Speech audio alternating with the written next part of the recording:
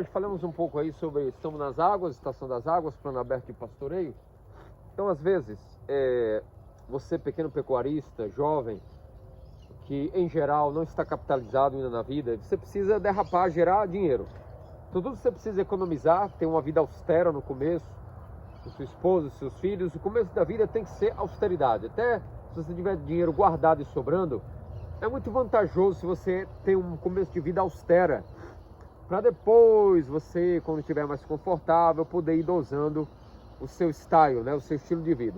No começo, a gente não sabe os imprevistos, ainda que tenha tido um ano de lucro, a gente não sabe se o ano que vem vai ser de prejuízo. Então, quanto melhor guardar, melhor, vai economizar.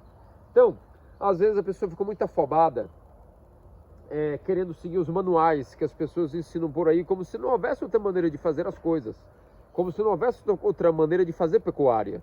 Mas veja bem, então quando se fala de pastoreio rotacionado, sempre se diz, faça sua seca, seus piquetes fixos, faça a linha mestra com fio galvanizado e tudo demais. Ok, isso aí custa dinheiro. Hoje, com a tecnologia, o avanço da maneira de você enxergar como surfar no pastoreio, acompanhando a fotossíntese, a curva sigmoide, né, do avanço, do crescimento rápido da forragem, depois o crescimento lento, depois novamente o crescimento rápido e assim por diante. Se você começa a surfar nessa curva de crescimento, você ganha dinheiro com o investimento mínimo possível. Então, mais do que investir em coisas fixas, você não sabe amanhã. Por exemplo, no meu caso, pode ser que assim que pinte uma oportunidade em uma terra maior e barata, que seja vantajosa, eu vendo aqui e vou para outro lugar. Porque a gente quer, com o espírito pioneiro, conquistar, né? A época do jovem, o homem, até os seus 50 anos de idade, ele tem que ter sagacidade para conquistar. Então hoje eu estou aqui, mas amanhã pode ser que seja vantagem não estar aqui. Se eu gastei tudo em fazer um ótimo piquete fixo, tudo arrumadinho, as parcelas, já pensou se eu tiver que mudar? O dinheiro que eu vou ter que deixar aí, né? Numa construção fixa. Então tudo que é móvel é vantajoso, é versátil, né? Então, linha mestra, olha só, tá vindo a força ali do eletrificador, ela passa aqui e vai me levar, passando pelos piquetes todos que eu quero nesse raio aqui, ela já vai me levando embora. Todo dia eu ajeito ela como eu quiser. Então a linha mestra passa. Se ela tiver que se adaptar a alguma vegetação, olha só, aqui como por exemplo eu dei uma limpada, mas um galho ou outro vai triscar, não tem problema. Eu já investi no eletrificador super potente, para que nesses roubos de energia lá continue chegando força. Então, quer investir em alguma coisa, invista no equipamento tecnológico. Porque o equipamento tecnológico, ele vai com você onde você estiver, onde você morar, né? Então, a terra arrendada, né? Mesmo que você esteja numa propriedade fixa, sua, estável já, onde pinta a oportunidade de você arrendar, você tem que aproveitar, não é? Você tem que deixar que os animais possam ir pagando a conta da sua operação e da sua família, dos seus gastos. E não a terra. A terra você capitaliza onde puder. Até em terra dos outros, até em terra de rodovia, terra de ninguém. Você tem que ser um pioneiro, um colono, um predador, né? Então, se eu tiver que arrendar, tiver que ir embora para outro lugar, eu tenho aqui minha linha mestra fixa. Esse piquete aqui já foi encerrado hoje, né? Já foi aberto, desmontado. E elas comeram esse piquete aqui, que nós chamamos, qual é o número desse aqui, Ted? Você que é gerente da operação? 5. Esse é o piquete 5, ok, então vamos lá. Passando pela vegetação nativa, que já foi comida, olha só, né? O animal não tem opção, ele tem que comer. Comeu aqui o cerrado nativo, misturado com outra vegetação. Ali é onde nós vamos iniciar um outro piquete, uma outra oportunidade. Qual é aquele piquete ali, dona? Esse mar aí aberto, essa planície, qual é o número desse aí? 4. O 4, ok.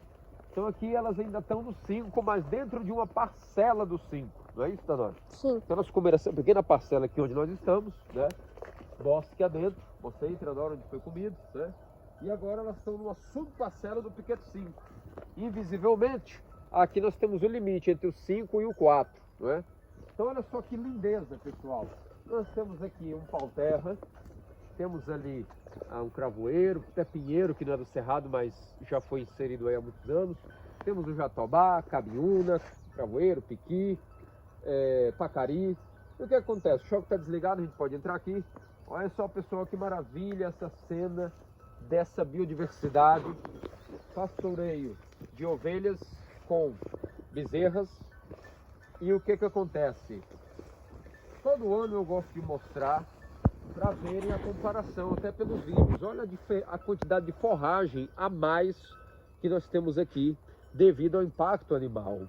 Outra coisa, todo ano essas ovelhas elas fazem um impacto agressivo a este piquete. E nós não vemos o declinar de arbustos surgindo. Mais uma muda aqui de pacari.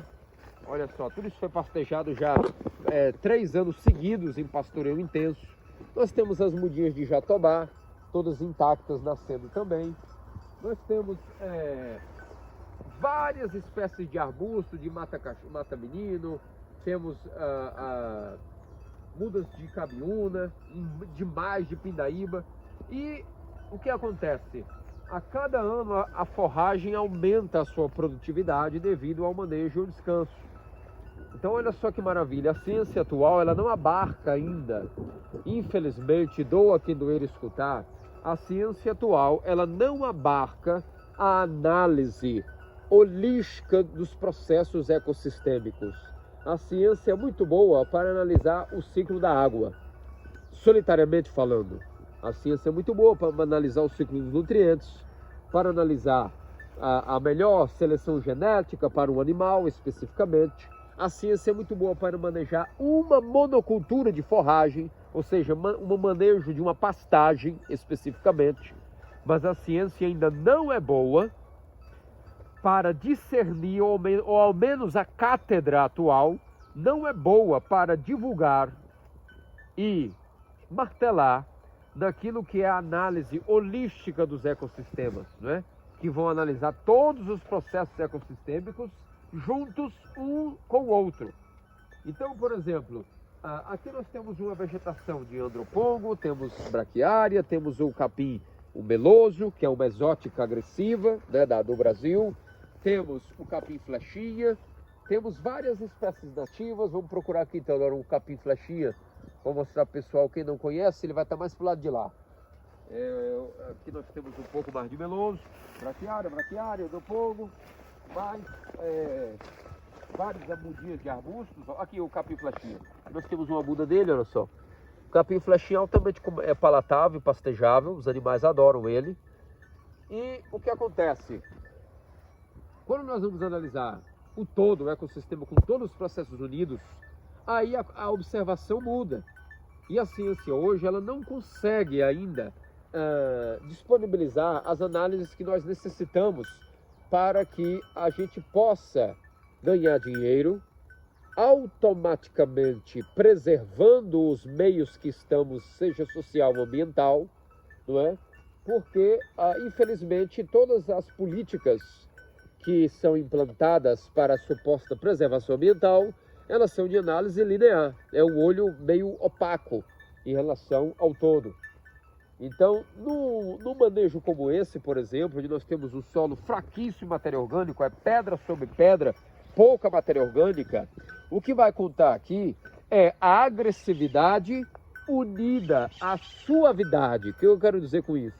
Olha só como a tecnologia que está ao seu dispor, como ela é quase intacta. Eu mostrei agora a sutileza da malha de ovinete, penetrando dentro do piquete, bosque adentro, onde ela pode se adaptar, ela se adapta à melhor versatilidade possível da configuração de um piquete, de uma subparcela, e ela vai se adequando o bosque adentro, de tal maneira que nessa suavidade da tecnologia, nós temos a agressividade do impacto animal, inclusive com múltipla espécie, porque os vermes que atacam em geral as ovelhas não são os mesmos que atacam em geral as vacas.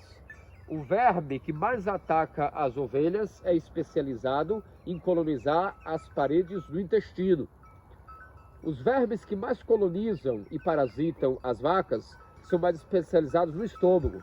As ovelhas não estão nem aí para os vermes das vacas e nem as vacas estão nem aí para os vermes das ovelhas. Isso quebra o ciclo desses organismos vivos, de tal maneira que é uma dinâmica equilibrada devido à biodiversidade.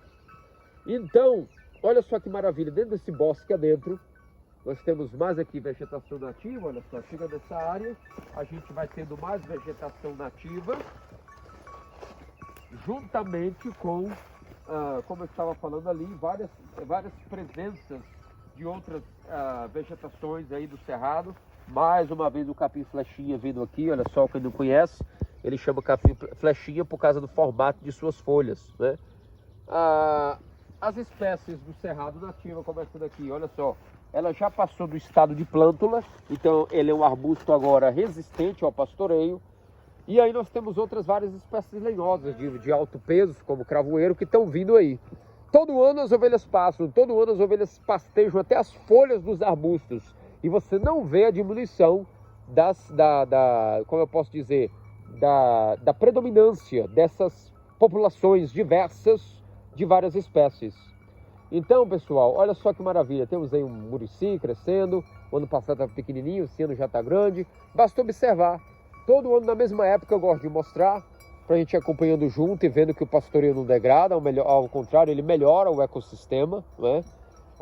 E a biodiversidade é importantíssimo, porque onde tem mais espécies vegetais, com mais espécies animais, você tem um maior aproveitamento de todos os processos ecossistêmicos, né? Você vai maximizando tudo, de maneira que eu não estou gastando aqui com fertilização, porque a fertilização está sendo feita naturalmente pelo alto impacto animal.